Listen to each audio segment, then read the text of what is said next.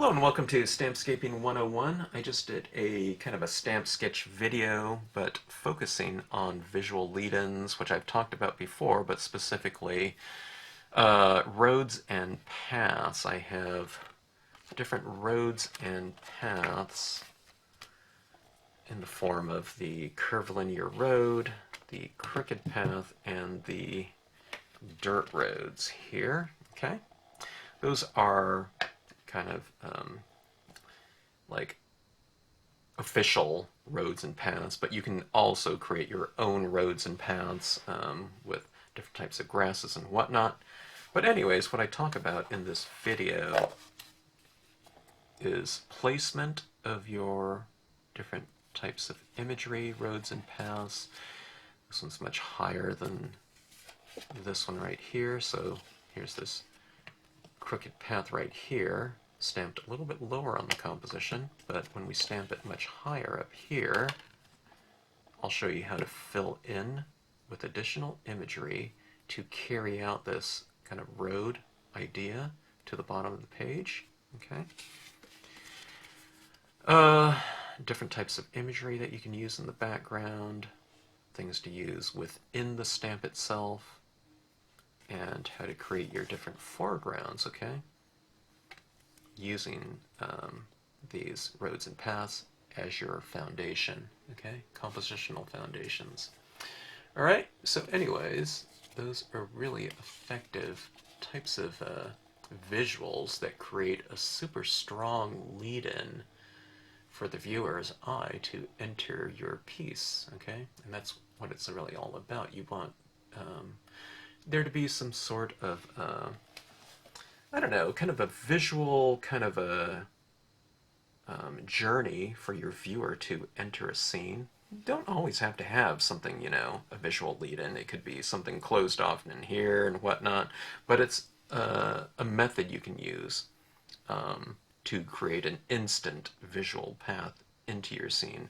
And when you have roads and paths like this, when you have an area for your viewer to enter, it really becomes something very inviting, okay, on an emotional level, a visual level. For someone to enter it, it compels us to kind of go down that road, okay, when we see something like that, okay?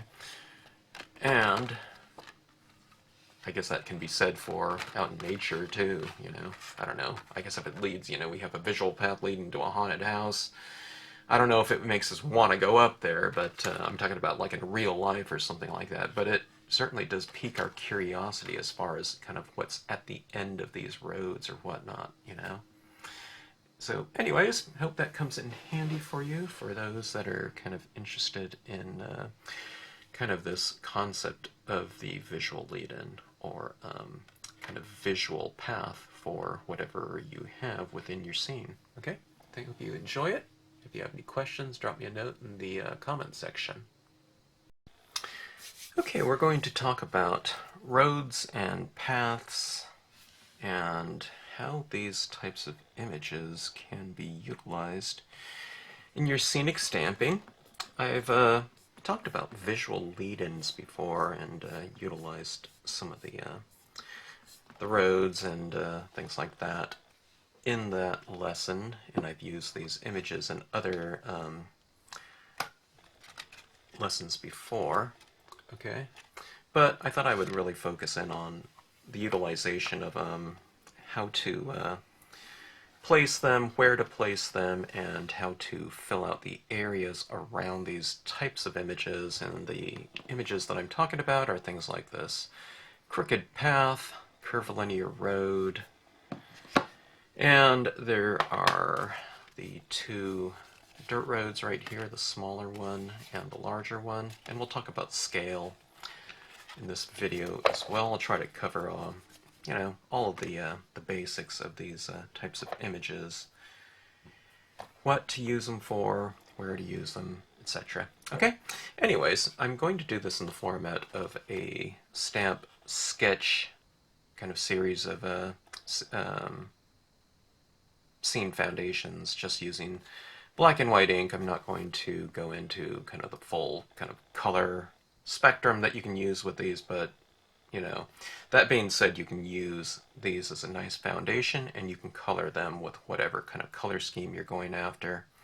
Um, and you're not, you know, you're not locked into one type of kind of a color scenario as far as these types of images go. They can be anything. It could be a, you know, with something like this right here, this curvilinear road, there is some grass in there, but it could be, you know, summertime in California where everything's brown. It could be springtime greens.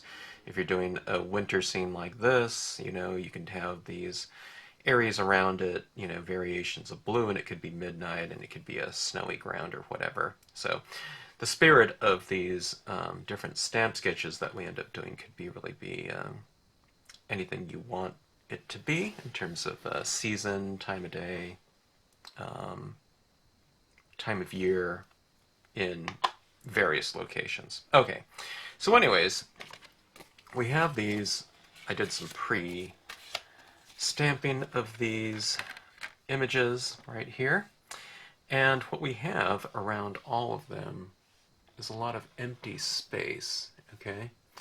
This one right, let's start off with this one right here. This is the Cricket Path. Okay, you can see where I've stamped it in different locations within this quarter-sized card format here. Quarter page card format, I should say. All right. Now, in one of them, I have it much lower on the composition. Now, these ones right here, I have it going right off the bottom of the composition.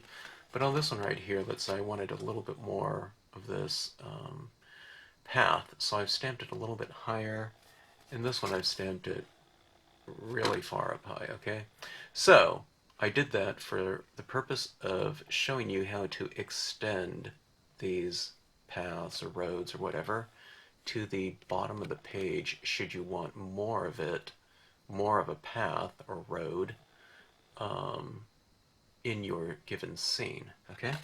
So having this right here, we're talking about perspective. You know, we have a really small end of the road or path. It could also be a river if you want it to be. In the curvilinear cricket path one, it could be a little bit of a stream if you color this whatever blue or whatnot.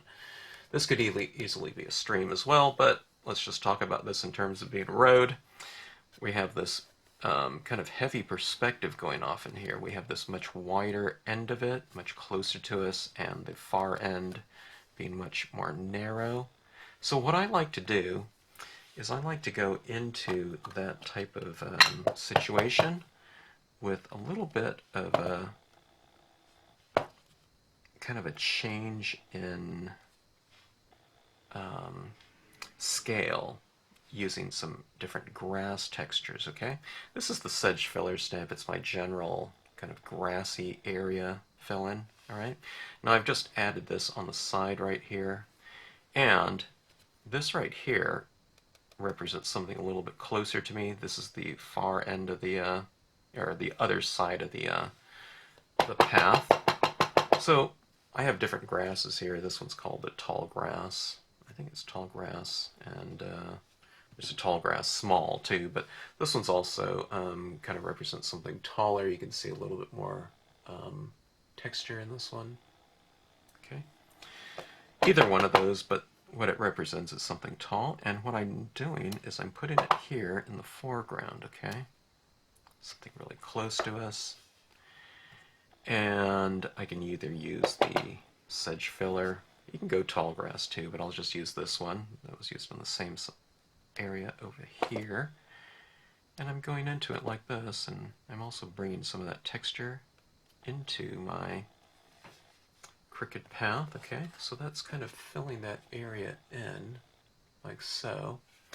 And what I like to do on something like this path, if it's a path, you know, if it's a stream, then maybe not, but what I like to do is on kind of these old rustic dirt roads, I like to add in some extra texture. Now you can see where I've done some extra texture on here. I would usually do it in some kind of color, so if it's dirt, I would do this in brown. But in the spirit of these stamp sketches, I'm just going to keep things really simple here, and I will use some of this Pebbles, and I'll just do it in black ink, okay? And I utilize that ghosting of that impression, meaning I'm stamping it out in its full saturation, kind of in the foreground, then I'm just kind of lightly stamping some lighter textures just to bring this area out, which has no texture at all, okay? And giving it something in common with the area within the stamp, okay? So the stamp itself has some of this dotted textures, the stippling, and I'm bringing some of that texture out to this open space, giving it some continuity between this area within the stamp and this area coming out of it, okay? Now that's because I have all this open area right here, okay? And that's the same thing that's going on with this road right here. I'll show you where it kind of, well, that thing's using the whole thing. But I'll show you what I'm talking about here. Okay, here we go. Here's another scene that I did in a previous stamp sketch, okay? And I have this area down here, and you can see what it looks like without that texture, okay? That it kind of creates this little space in here, this little gap that, I don't know, doesn't have too much in common with this road right here. So that's why I like to use some sort of texturing in there, okay? To carry out that idea from in here all the way down to the bottom of the page, okay? So, let's say this is like this mountain road or whatever, okay? Let's bring in a little bit of texture into it like so.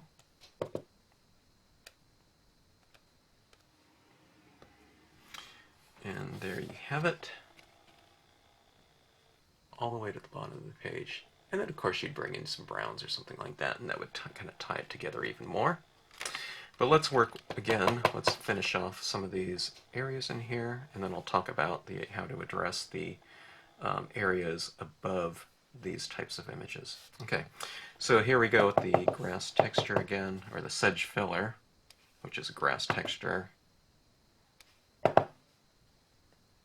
Okay, now this one right here kind of goes to the bottom of the page real close, so if I don't want to have that kind of extreme perspective on there, I'll just use that sedge filler down here to fill in both sides. And let's say we have some more distant rolling hills, okay? I can come into it again with this sedge filler and just add that right over the top like that, okay? And again, if you want some texture down here, you can add that with something like the Pebbles stamp or the Tiny Rock stamp. Okay, but see, it's the same stamp, but just doing it in a lighter value, kind of ghosting off of it, makes it look like it's going off into the distance, just in terms of the lighter impressions of it, okay? All right, let's get to these other ones, and I'll do this quickly. Okay, this is the dirt road.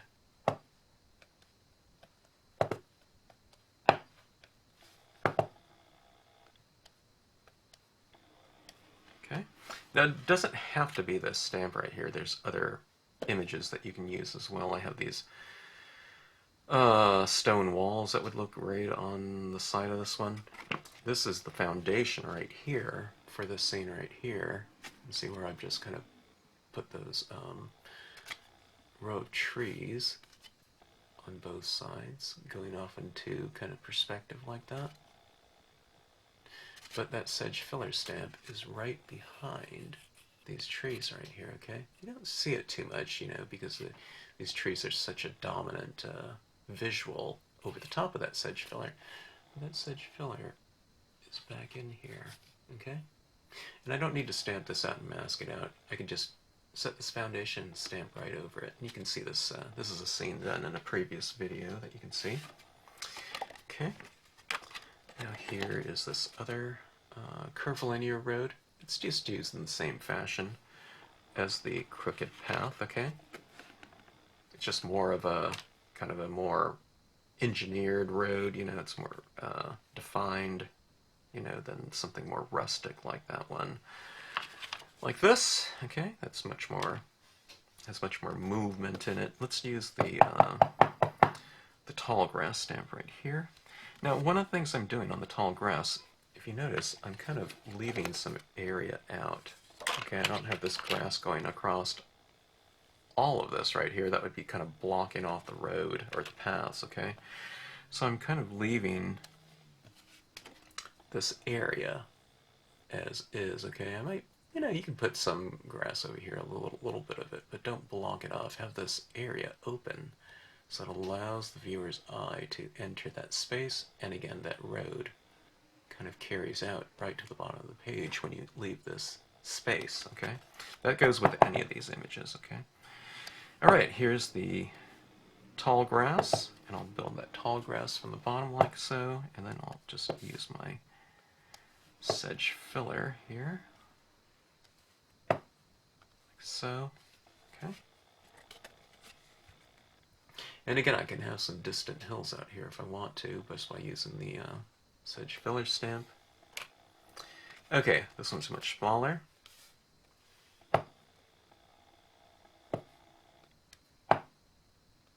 It's the dirt road small stamp, okay?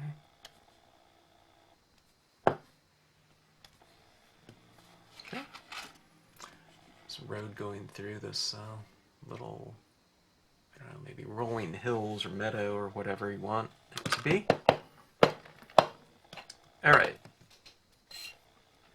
That's kind of the foreground and sides of our visual lead-ins. Roads and paths, okay?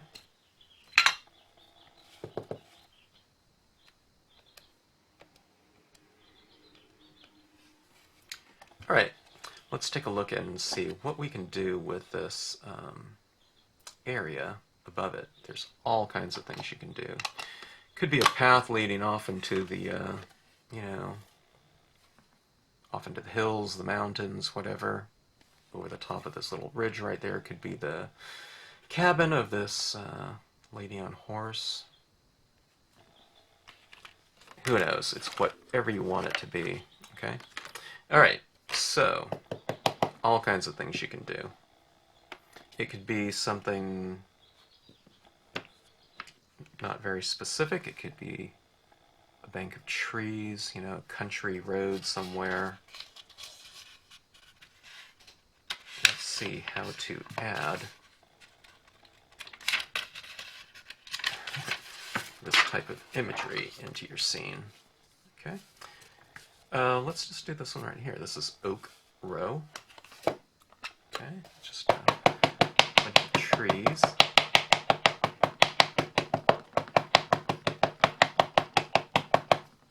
Okay. All right, masking. This is all you have to do with something like this type of foundation right here, this type of compositional foundation. I'm just tearing this paper towel here for my mask and just roughly, loosely masking off this ridge right here that we've created by the sedge filler and curvilinear road.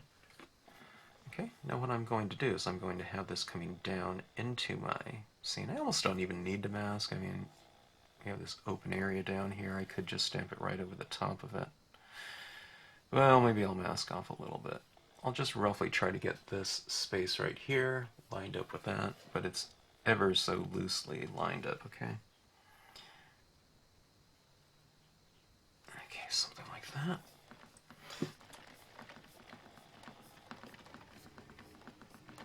Give extra pressure down here around my mask.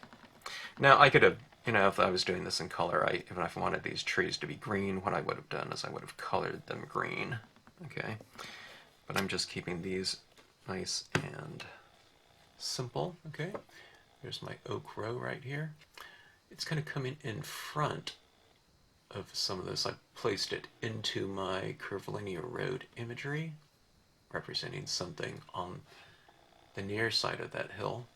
Well, what I like to do is, see this far side down back here? What I like to do is go into that space, like so. And what I can do is I can add in some images on the far side of that hill. Okay, like that. Maybe it's on the near side. I got a little bit of it coming into this right here because I didn't mask off that little side. But anyways, it's kind of masked off right there. So it gives us a little bit more dimension. And I could hit this one down here, and this could be on this area within the composition. I don't think I'll do it here. Well, do I want to? Here's a much smaller one. I could hit a little bit of this here if I want to. I don't know if I want to do that. Let's see. Let me wipe off some of this one right here. I'll show what I'm going to do. I'll do this one. This will definitely be far end. Oops. I wiped off the wrong tree. That's going to go right there. Let's wipe off some of this side. Okay. And I just placed kind of that little tree right there. And we have our nice composition right here, ready for something in the sky, clouds, just some color, or maybe a mountain in the background, something like that. Okay, so that's some trees right here. Now let me show you what I mean in a much more extreme fashion, in terms of creating space with additional images on our foundation right here, okay? This is one that I love doing. This is one of my favorite stamps right here. The tree cluster. I probably use the tree cluster small a little bit more than I do the tree cluster large, but I like them both. Okay, so we have our foundation right here, right? Crooked path. Near grass textures, far grass textures. Okay. On this one, let's go a little bit more extreme. Let's take my Sedge filler stamp, okay? And I'll create a background hill like so. Let's take our tree cluster and we'll stamp it in its entirety. Okay. One side of the road. Let's put another one over here. How about down here as well? Okay. So we have some trees like so. Okay. Now, there's some distance created by the use of perspective on this path. So let's create some more distant trees. Just using a smaller portion of this one.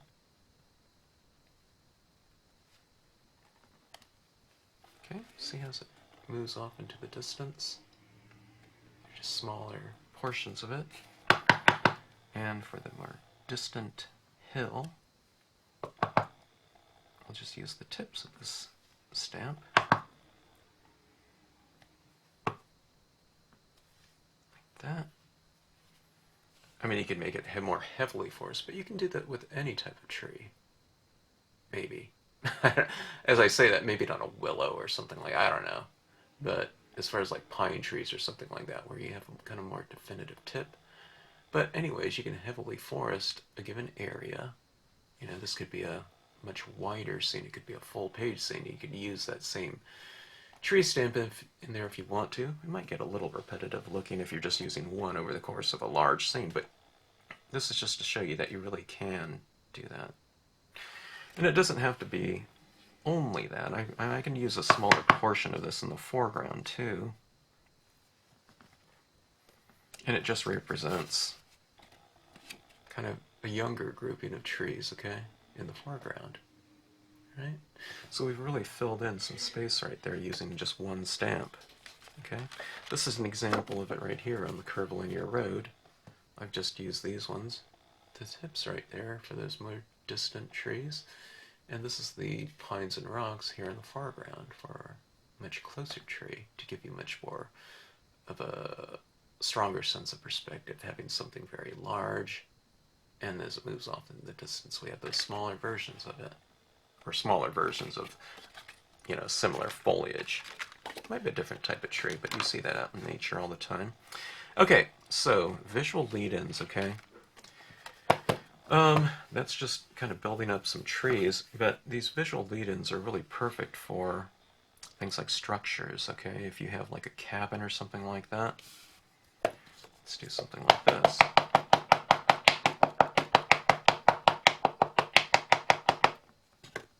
Okay, this is a little cabin right here. I'll just place it down like so. I'll have the path kind of leading roughly up to around the door. You don't always have to. You know, the road could be going to anything.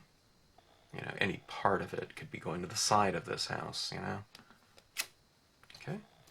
But there's a cabin right down there as a foundation. Don't need to mask anything off because I've, you know, the curvilinear road and the crooked path or the dirt road, it's very light up top here, so you can stamp right over it with your image. No masking required at all. Okay, we have this cabin right here if you want some additional tree texturing to kind of fill that area out. Might be kind of interesting to do that. Here's the maple pear. I can use it kind of in its entirety up here, but sometimes I like to mask it off like so. Okay. And just use smaller portions of it like that. Then you can do some foreground if you want to. Here's a dead tree if you want to. Could be the same one right here, or you can just leave it as is. You don't need anything in there. Okay? Alright, so structures like that look good. Here's another one right here, this dirt road. This is the cabin with fence. Here's one of the things that I like to do. Generally, the front of the house, cabins, whatever, I usually like to have those kind of facing into the scene, okay? If it's not centered, which I usually don't do. But see this one right here, this cabin is kind of facing left, so I put it on the right side of the scene. This one right here is facing right, so I'll put it on the left side of the scene, okay? It'll go like so. Okay, so my cabin, stand it a little bit light.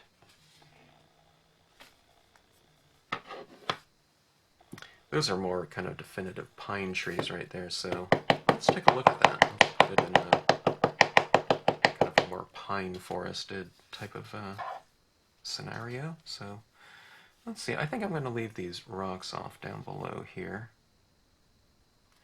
And let's add some of these pine trees into our scene in terms of foreground.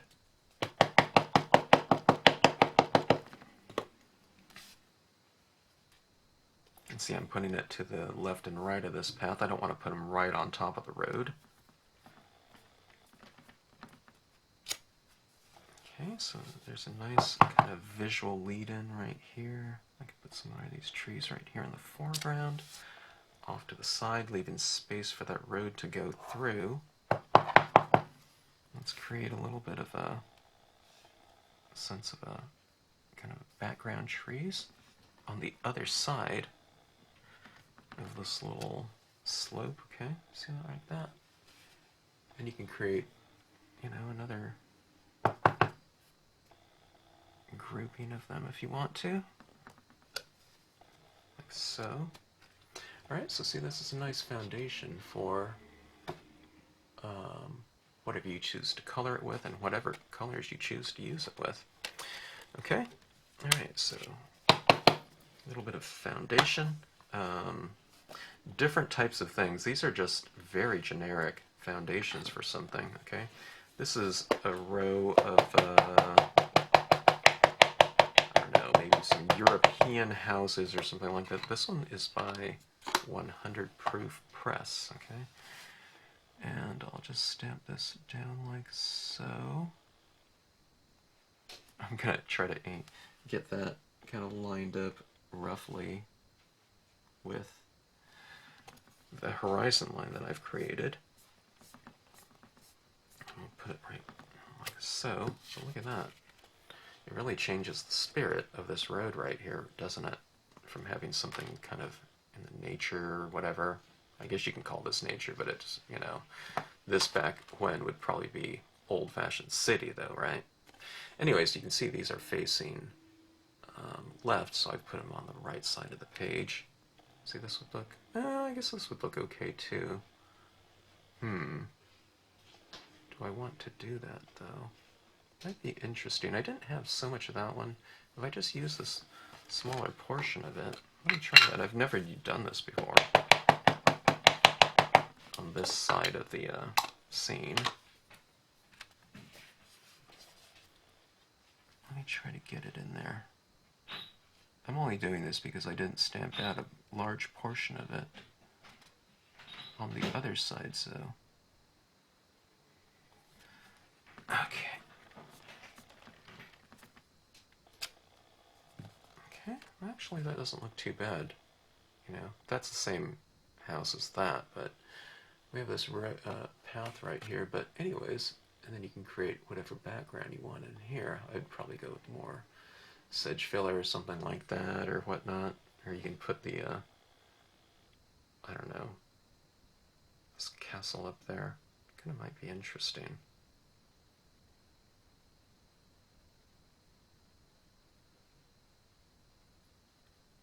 Huh. I don't know if it would be that big though.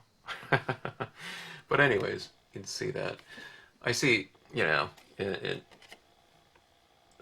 the concept of Stampscapes was originally with my first grouping of nature designs from a Stamp of the Hand company, or with a Stamp of the Hand company. It was to create a grouping of images that would be kind of a really good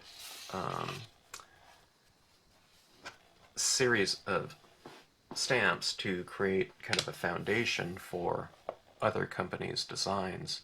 You know, Stamp of the Hand had a lot of kind of old, or not old engravings, but these are old engravings right here. But they had things like eraser carving types of images or seasonal types of things. But there was a lot of companies that used images like this, you know, like 100 Proof Press, or I don't know, any number of those early rubber stamp companies used a lot of clip art. So there were a lot of images, you know, like this, but there weren't the images to kind of pull them all together into one cohesive type of scene. So people were putting things together, but you know, we needed some of the kind of basics as far as the types of imagery that would kind of tie everything together in a much more seamless fashion. So that's where the nature series was kind of born, or born of, kind of that idea. Alright, this is the Eerie moon. But this area down here we would fill in with color, but that makes for a nice little setting right there, doesn't it? But anyways, that worked out really well. But you can use any type of image. I have this one out here right now. I don't know, I've just completed all my compositions, but you know, there's something like this composition, putting this, you know, in the background right there would be a really great lead-in for something like this castle, you know? So we'd have this castle like this within a given setting, but if you have kind of a visual lead-in, it really, really kind of creates a visual path for the viewer to enter the scene up to any type of kind of major focal point. It's already a focal point as is, but if you have other things down here, it might kind of, I don't know, your eye goes to it, but it makes it a much more kind of friendly, kind of inviting destination when you have these types of visual lead-ins like this within your scene. Okay. All right, so we have these different types of settings like this.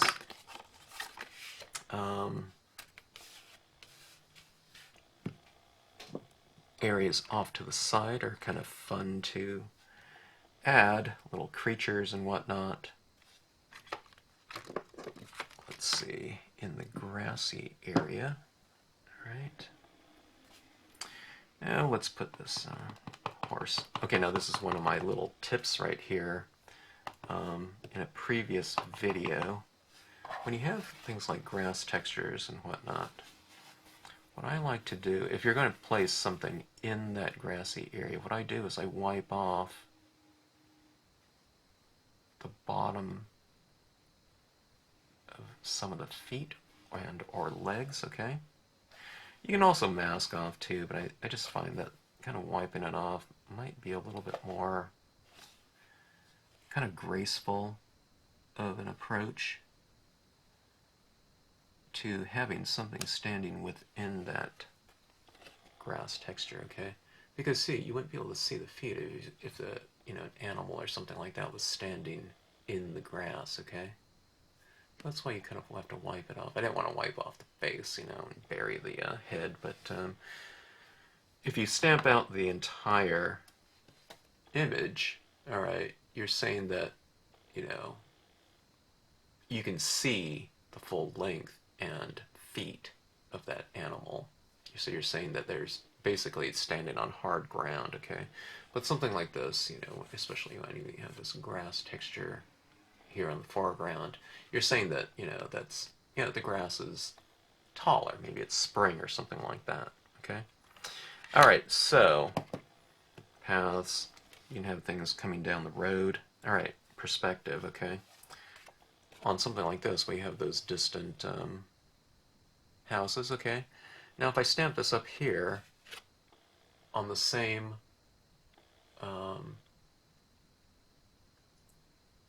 I don't know, kind of horizontal plane as those houses, you're saying that that lady on horse is as tall as the houses, okay? But if you stamp something lower like this, it represents something closer to you, okay? Usually, okay? Usually things on the bottom in terms of Western perspective and art, it represents something closer, something higher up, generally represents something far, okay? You can see it right here, you know, near trees, low, mountains, more distant, farther, okay? Yeah, this tree goes up higher than that mountain, but it starts off much lower, okay? So, where do you put these types of things? It just depends on whatever type of structure you have. If there is a structure, if there's just a mountain back there, you can stamp this anywhere you want to.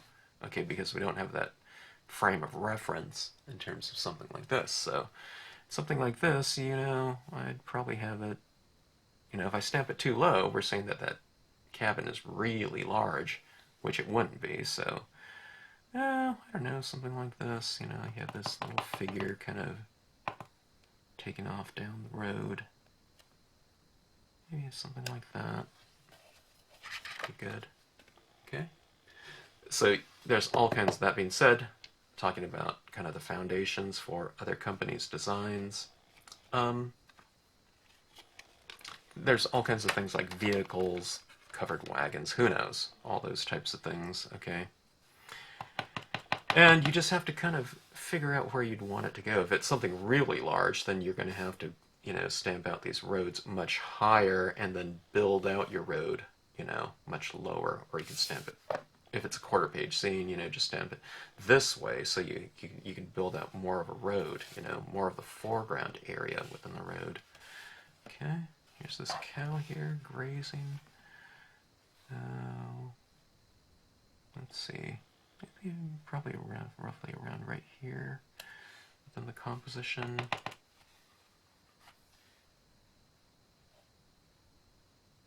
Too repetitive. I have a couple other cow stamps. There's a cow pair, something like this. I guess if I did this multiple times, it might look okay, but oh, I don't know.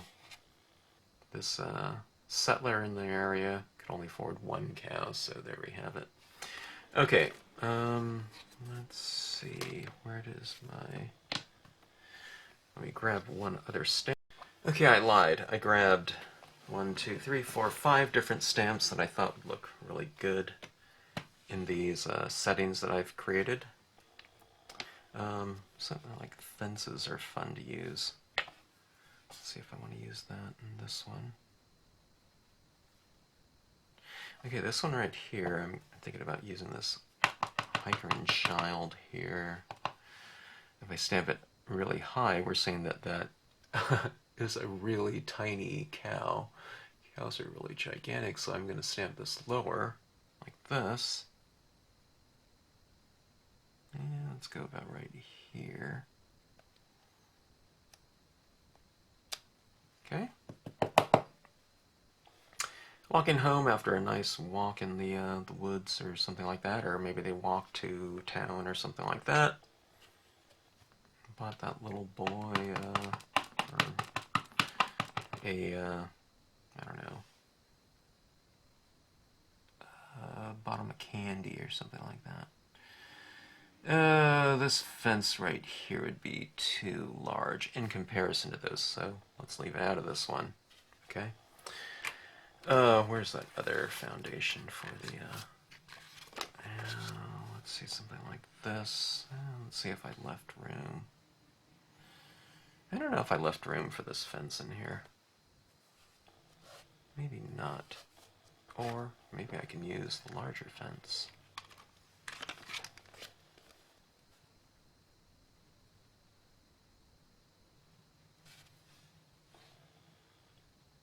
And this fence is here. It's really not going to be fencing in that horse. Let me see. I really do want to use this one though, because I love this image in here. Oh, let's just put it right here. Okay, so yeah, that looks pretty good. Alright, and then we'll put another one on this side. Like something like that. Little fence going in there. It's subtle, yeah, for sure, in that setting. Oh, but this is what I brought out. Okay, we have these reads, images, reads, and reads large. Okay, but this is kind of a negative space. Grass texture right here. You know, that which is white represents the blades of grass. But what I like to do is I like to add in some positive blades like that to really reinforce again this idea of depth within the scene. Okay, now see where I did that? I didn't stamp it all in front of this road because you would be saying that there's all kinds of grass on the road, so I have it off to the side. But you see what that did? Suddenly we have something much larger here. And then as we move back into the distance, we have these other grass textures back here. So it's kind of related. Here's some smaller kind of grassy areas, and then we have the larger one right here. So see what that does? It really pushes the depth within that scene. Okay. We can do the same thing here. And again, there's grass on the image itself right in here. Okay. So bringing this in. Again, off to the side. Okay. We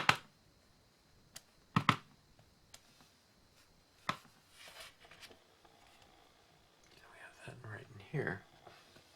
Yeah. I always use this in conjunction with it, but here's the small reeds in conjunction with the larger ones, and I think that worked out pretty good in here. So see, it kind of filled in that space where this curvilinear road ended, and we had that blank area down here. Okay? It's the great foreground filler trick, okay? Oh, maybe in something like this, I can have some foreground here too. Alright. Something like this. Kind of acts as a bit of a framing device. Over here I have this road, so maybe I won't use it down there, but okay. On this one, do we really need it? Maybe not. I mean, you could get some extra texture down here if you want to.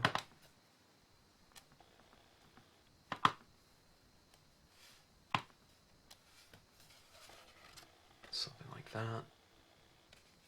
This is a really great foundation. You can have a sunset coming from back here. It could just be some blue clouds or something like that, and green grass. You can stamp a moon up here, you know, with that moonlight kind of, you know, coming through this way. I should do this. I should do that. I think I'll call it Midnight Rider, this other video that I did in the past. I really like this little figure and the idea of it kind of going out for a midnight ride with her horse. Something like this. I don't know. I could have something, you know, your foreground grass just to really push your perspective. I don't know if I want anything really large because this is represents the road kind of at a little bit more of a distance because it's the smaller road. So, but still, you can have some, you know, this little smaller bits of grass down here. And when you do something like this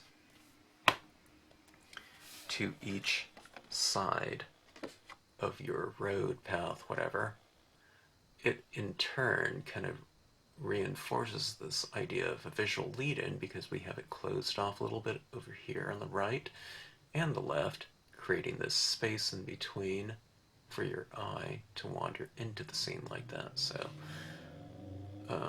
this is the way my eye would go. My eye would probably start right here. You know, if I took a look at the scene, and it would follow in here, then I'm looking on left and right and the moon like that. So you're kind of creating these nice lead-ins and kind of a visual path for your viewer to enter the scene and then to wander about within the scene. Okay. Some boulder. Now, oftentimes when I'm doing a scene like this, if I'm doing this in full color and not doing a stamp sketch, a lot of times I like to leave my foreground elements for the end. I want to see how dark things get in the foreground, how much of these things that, you know, foreground elements should I use, and I usually leave it up to that, but you can stamp it, you know, your foundations just right from the get-go, but you see what that did there, having that, some of that going into the road, but it's not really going into the road. It represents something kind of closer to us, hanging over the road or off to the side of the road. Okay. So, anyways, there you have it. One of the things I didn't do on this scene too much. I mean, well, here I used one stamp, but I had these other stamps out. I have like a sedge. Shagbark hickory. I could use the much larger version of it here in the foreground. I wouldn't do the whole thing like that, although I could. You can see that road right there, and you can have a much larger version of something. And then you can go to a much smaller version of it back here, but you can kind of get the impression of how it would look. And you can really push perspective. Now this one right here would be going off the page. I'd just be stamping this portion of it like that. And this portion right here on a quarter page scene, if I put that right here, it would be going off the top of the page, but no big deal, you know. This object doesn't always have to be used in its entirety in scenic stamping. You have things going off the edges, like these trees are going off the edges. This shagbark hickory is stamped off the edges in both directions, and these reed stamps are coming from the bottom of the page, okay? So you're just using portions of any stamp for what you want. Okay, that is the video on kind of expanding upon the visual lead-ins, but talking specifically about your paths and roads, and they create really good compositional elements within your scenic stamping pieces. Okay, anyways, thanks for watching. Hope that comes in handy for those kind of probably getting into scenic stamping or thinking about it.